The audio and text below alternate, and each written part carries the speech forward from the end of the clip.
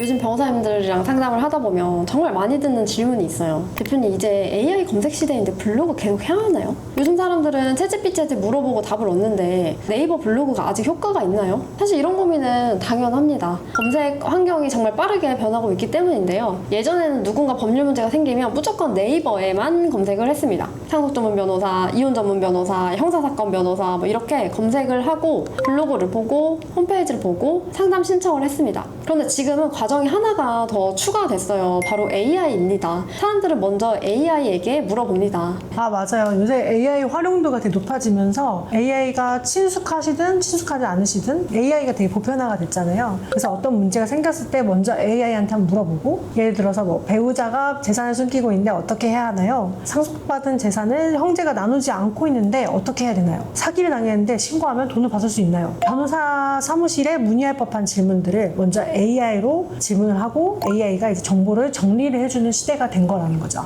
그러면 많은 분들이 이제 생각을 할 수가 있을 것 같아요. 그럼 이제 변호사 블로그를 굳이 검색하는 사람들이 없을 텐데 이걸 굳이 또 해야 되냐? 근데 이렇게 생각할 수도 있는 것 같은데, 저는 이게 또 오히려 반대일 수 있다는 생각을 또 하고 있거든요. 네, 맞아요. 이게 되게 역설적이게도 AI 시대일수록 변호사 블로그의 중요성이 더 커지고 있어요. 오늘은 왜 그런지 저희가 3가지 이유로 말씀드려보도록 하겠습니다. 네, 첫 번째로 AI가 정보를 준다 한들 의뢰인분들의 결국 종착지는 변호사를 검증하는 과정으로 넘어간다는 거예요. 먼저 실제 의뢰인의 상담 과정을 한번 생각을 해볼까요? 예를 들어서 어떤 분이 이혼 문제로 고민을 하고 있다라고 가정을 해볼게요. 처음에는 막 검색을 하겠죠. 이혼 재산 분할 기준, 양육권 가져오는 방법, 뭐 이혼 전문 변호사 이런 키워드들을 검색을 할 텐데요. 요새는 바로 변호사를 찾지 않고 AI한테 먼저 물어보죠. 내 상황이 지금 남편이랑 이런 사이이고 지금 이런 과정이 있는데 내가 어떻게 재산 분할 받을 수 있을까? 혹은 상대방이 이런 행동을 했는데 이혼 사유가 될 수 있을까? 이런 식으로의 본인의 질문을 바로 AI에 검색을 하고요.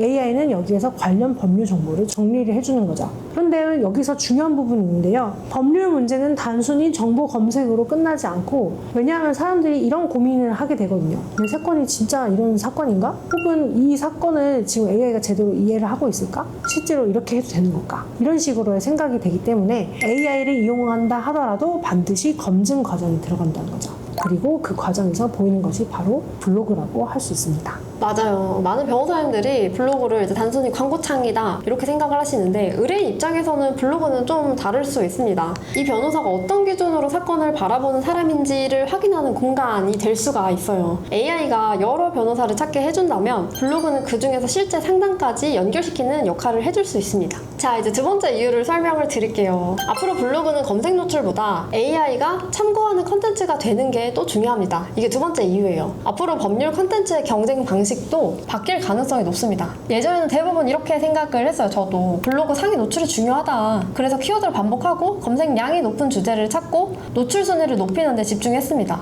물론 검색 노출은 여전히 중요해요. 하지만 앞으로는 한 가지를 더 보셔야 돼요. 바로 AI가 참고할 만한 컨텐츠인가? 입니다. 예를 들어서 그러면 저희가 또 생각을 해볼게요. 어떤 사람이 검색을 하겠죠. 상속받은 부동산을 형제가 팔려고 하는데 어떻게 해야 되나요? AI는 수많은 정보를 분석해서 답변을 만듭니다. 근데 그때 중요한 것이 단순히 상속 부동산 문제 해결 방법이라는 제목을 가진 글이 아닙니다. 실제로 변호사가 공동 상속인이 있는 경우 어떤 문제가 발생하는지, 협의가 안 될 때 어떤 법적 절차를 실행하는지, 실제 상담에서 어떤 부분을 확인하는지, 이런 내용들을 전문적으로 설명한 컨텐츠를 참고할 수 있다는 거죠. 앞으로는 이렇게 단순한 키워드를 넣은 글보다 의뢰인이 실제로 궁금해하는 질문에 답하는 콘텐츠, 그리고 변호사의 경험과 판단 기준이 담긴 콘텐츠, 이런 콘텐츠가 AI 시대에서도 참고도 되고 실제로 의뢰인들이 봐서도 진정성이 있도록 오래 살아남게 된다는 것이죠. 그리고 이제 세 번째로 법률 마케팅에서 가장 중요한 것에 대해서 말씀을 드리려고 하는데요.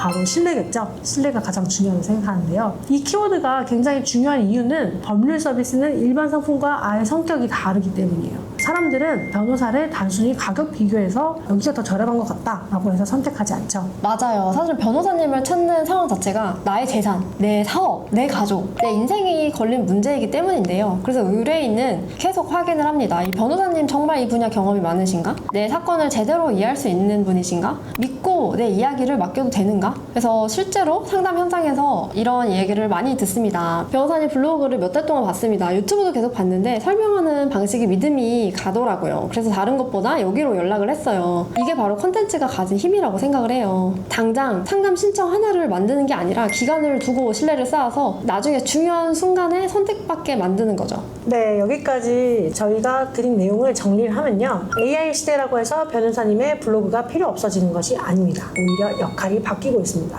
예전에는 블로그가 검색해서 발견이 되어야 하는 공간이었다면 앞으로는 AI가 참고하고 의뢰인이 최종적으로 신뢰를 확인하는 공간이 될 것입니다. 물론 아무 글이나 많이 작성한다고 효과가 나는 것은 아니고요. 중요한 것은 의뢰인이 어떤 고민을 하고 있는지 먼저 이해를 하고 거기에 변호사님께서 직접 답하는 콘텐츠를 만드는 것이 중요하겠죠. 결국 법률 마케팅의 본질은 변하지 않습니다. 좋은 정보를 제공하고 의뢰인과의 신뢰를 쌓고 필요한 순간 선택받는 것. AI 시대에서도 변호사님의 블로그는 여전히 가장 중요한 신뢰 자산 중 하나로 활용할 수 있을 것입니다. 저희 영상 관련해서 궁금하신 점이나 더 알고 싶은 점 있으시면 언제든지 고정 댓글 연락처를 주시면 상세히 답변 드리도록 하겠습니다. 감사합니다.